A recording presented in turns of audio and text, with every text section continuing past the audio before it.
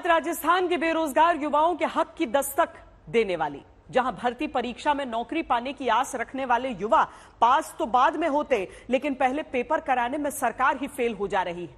दावा है कि अब तक भर्ती परीक्षाओं का पेपर रद्द होने से 70 लाख युवाओं का सपना टूट चुका है, जहां इस बार फिर टीचर भर्ती का पर्चा पेपर माफिया ने लीक करा लिया।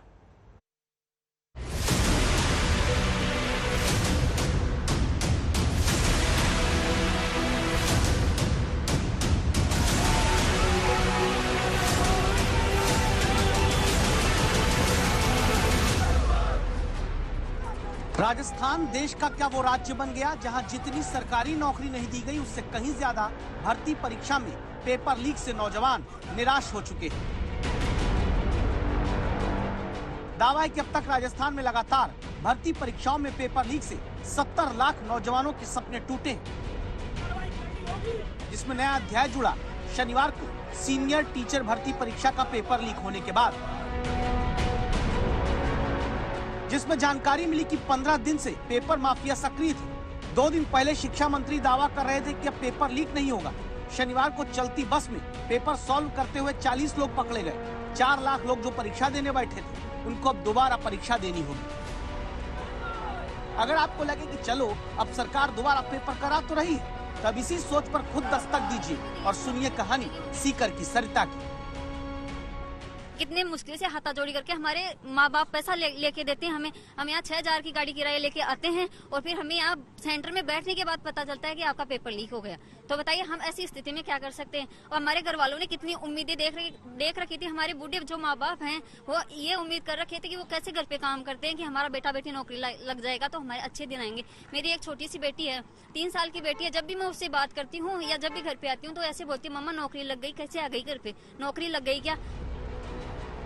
उम्मीद है अब आप उन लाखों बेरोजगारों के दर्द को समझेंगे जिनके नौकरी ना होने के जख्म पर पेपर लीक करने वाला माफिया बार बार नमक छिड़कता है और सरकार कहती है अरे पेपर लीक हुआ तो क्या हुआ, पकड़ तो रहे हैं आरोपियों को। राजस्थान के अलावा कई राज्यों में हो रही है पर वहाँ कार्रवाई नहीं होती है। राजस्थान वो राज्य में कार्रवाई भी होती है। पर्चा तभी लीक होता है जब सरकार वीक होती है, और मुझे लगता है कि सरकार वीक, पर्चा लीक, और 2023 में नौजवान करेगा इस सरकार की अक्ल ठीक। मुझे लगता है कि अभी यदि गैरत और ईमान है तो सरकार को इस बारे में प्रायश्चित करना चाहिए। अपने चुनाव के लिए जो सियासत सक्रिय होती है, वही बेरोजगारों की नौकरी में चुनाव के लिए क्यों ईमानदार नहीं हो पाती, ये सवाल पूछते हुए बेरोजगार प्रदर्शन करते हैं।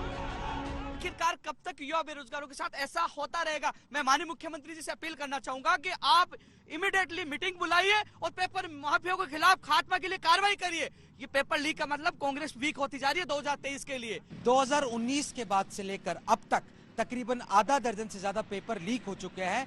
इन सरकारी पेपर्स के अंदर तकरीबन 1 करोड़ विद्यार्थियों ने एनरोलमेंट कराया था। बहरहाल जो Rajasthan 2nd grade teacher paper exam था, उसके अंदर 55 आरोपी गिरफ्तार हो चुके हैं। पुलिस के रडार पर वह प्रेस एजेंसी भी है जिसने इस पेपर को छापा था और साथ में आरपीएससी के कर्मचारी भी। कार्रवाई हर बार हुई, लेकिन पेपर लीक के बाद शिक्षक भर्ती रीट की परीक्षा में 16 लाख उम्मीदवार आए थे। सितंबर 2021 में पेपर लीक हुआ, परीक्षा रद्द हुई थी। पटवारी की परीक्षा में 15.5 लाख युवा शामिल हुए, पेपर लीक हो गया। राजस्थान पुलिस भर्ती परीक्षा में हजारों बेरोजगार शामिल हुए, पेपर लीक हो गया। वन सेवक हो, जूनियर इंजीनियर हो या शिक्षक हो, भर्ती से पहले पेपर माफिया भर्तियों को खा जाता है। परीक्षाएं लटक जाती हैं, नतीजे आने में फिर वक्त बढ़ता जाता है। नौकरी पाना पंचवर्षीय योजना बन जाता है। जय किशन शर्मा, जयपुर, आज तक।